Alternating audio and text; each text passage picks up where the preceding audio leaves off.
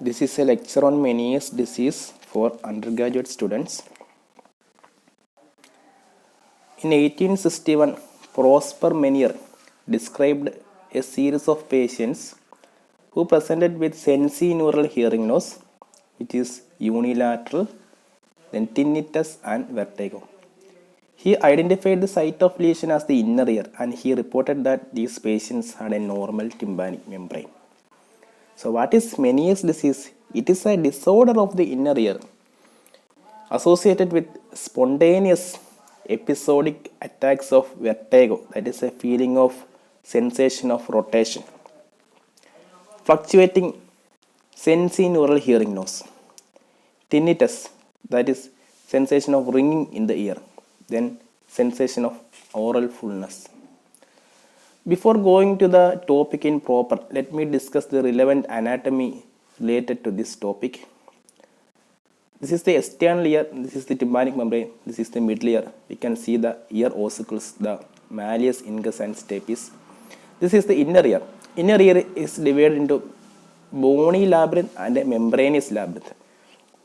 This blue colored area is the membranous labyrinth and it contains endolymph. See, the membranous labyrinth contains the semicircular ducts, the utricle, the saccule, the cochlear duct, then the endolymphatic duct, and finally the endolymphatic sac.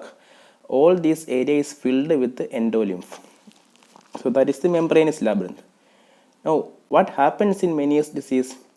There is distension of the membranous labyrinth. See, this is the normal ear and this is an ear with Meniere's disease. We can compare the membranous labyrinth in both these ears. We can see here, especially the saccule is distended, the endolymphatic sac is distended. That is distension of the endolymphatic system.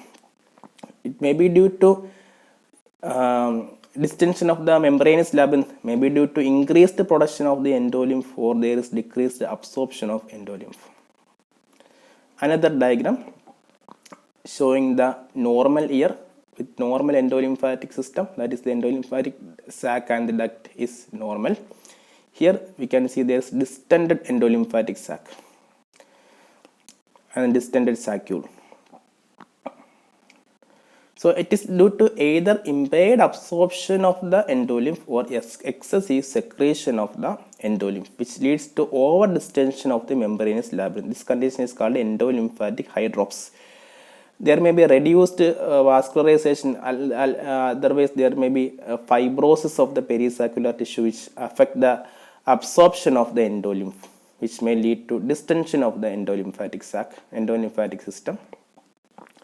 The exact etiology of Meniere's disease we don't know. There may be some genetic factors, anatomical factors, allergy, autoimmunity, all may play a role. We don't know the exact etiology.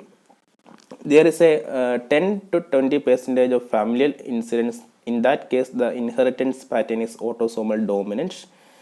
Then anatomical causes like hypoplasia of the endolymphatic sac and duct, then the shorter and smaller endolymphatic drainage system may be a reason. Then allergy may be a reason. Then circulating autoimmune complexes may be seen in these patients. So we don't know the exact etiology. These are the possible etiologies that may be the reason for this disease. So in this diagram, we can see that this is the cochlea, this is the scala vestibulae, this is the scala media, and this is the scala tympani. This scala vestibulae and scala tympani are part of the bony labyrinth, while scala media is the part of the membranous labyrinth. So that is the cochlear duct. This red colored portion is the Reisner's membrane. So as I told earlier, there will be increased production or decreased absorption of the endolymph. So the membranous labyrinth will get distended. Here we can see that the Reisner's membrane is distended and it presses over the scala vestibulae. So what happens is that there may be some tear occur in the Reisner's membrane. And what happens, we know that the membranous labyrinth is filled with endolymph, which is rich in potassium. So when there is rupture in the Reisner's membrane, there is leakage of the potassium-rich endolymph into the perilymph, which may lead to the depolarization of the nerve cells, and decrease in auditory and vestibular neuronal outflow, and which may lead to hearing loss and vestibular paralysis. And after some day, the membrane may get healed, which leads to restoration of the normal chemical milieu and termination of the attack. So repeated and repeated exposure to the effects of the potassium may lead to chronic deterioration in the inner ear function. That may be the pathology. There is another entity called Meniere syndrome.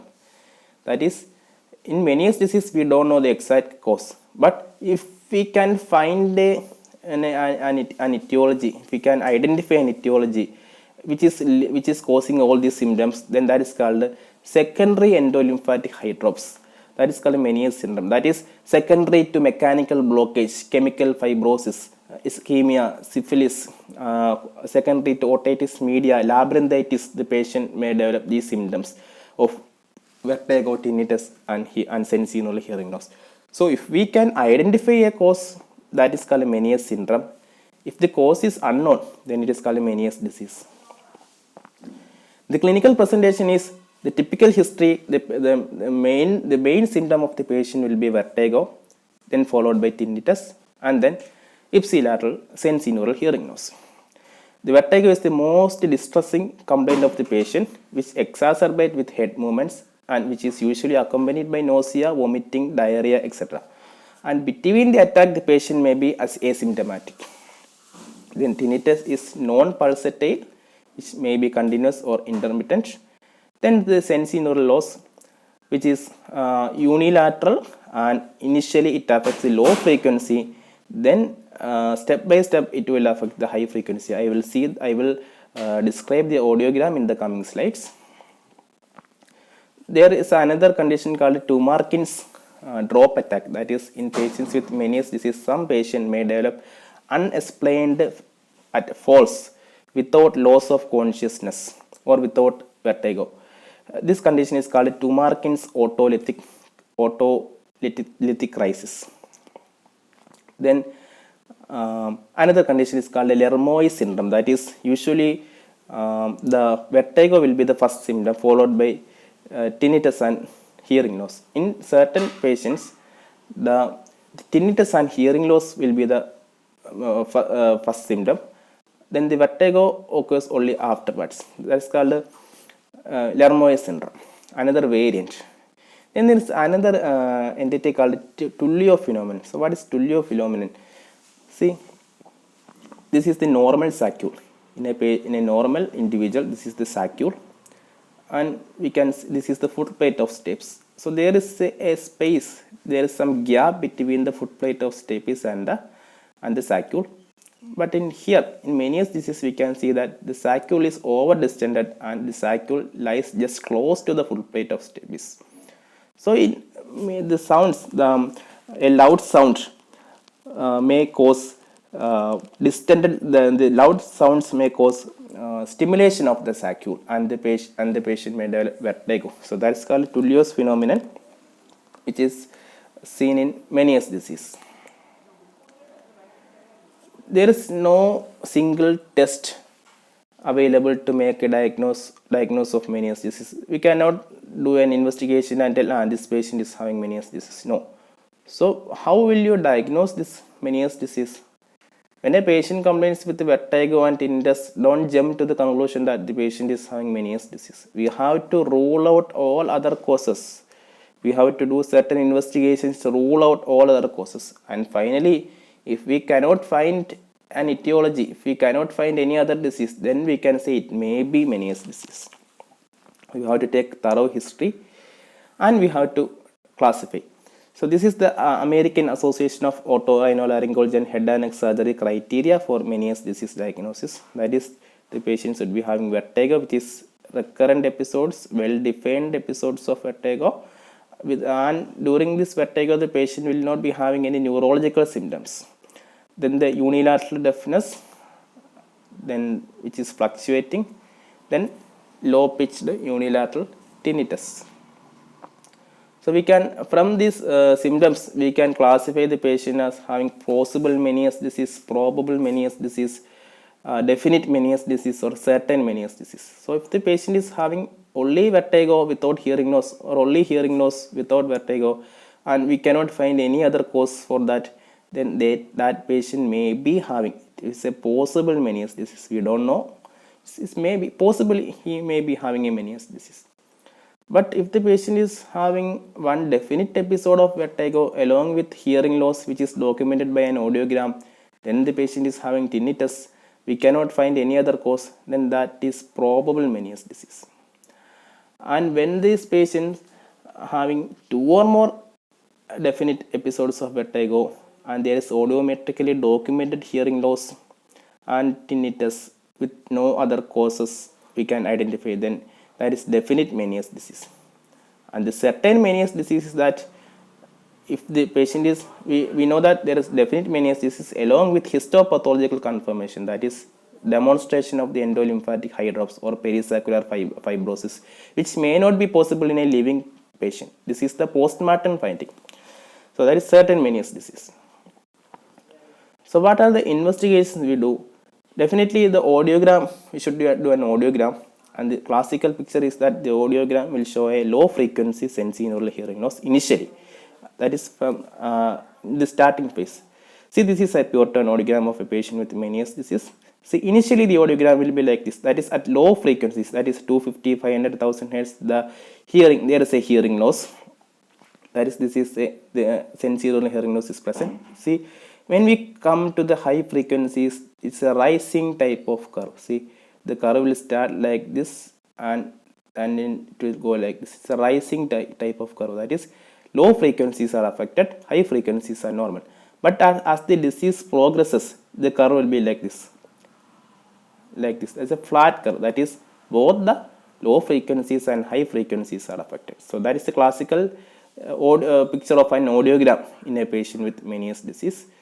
Then we know that Meniere's disease is a sensorineural hearing loss. So the speech discrimination score will be 55 to 85%. Then the special audiometric test should be done to discriminate, to know whether it is a retrocochlear lesion or a cochlear lesion. That is, the recruitment test is positive.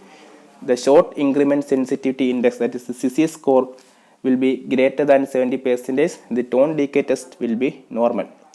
All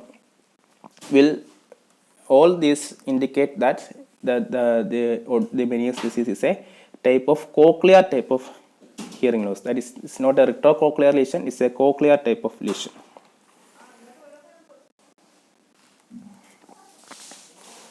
Then there is another investigation called the glycerol dehydration test. That is, when we administer glycerol, the endolymphatic pressure will reduce.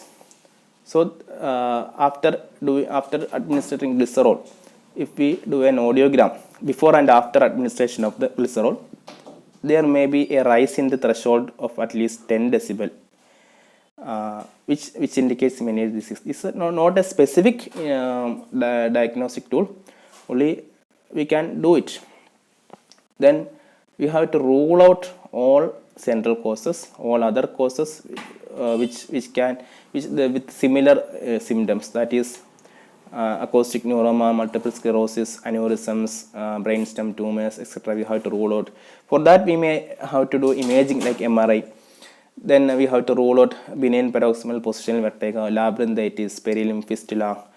All these disease may cause similar symptoms. So we have to rule out all other cases, all other diseases. Then what is the treatment?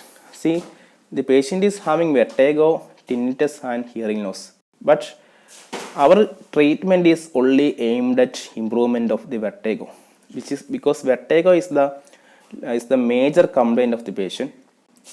The other two symptoms may not be corrected with treatment, especially the sensorineural hearing loss and tinnitus may not get cured by the treatment.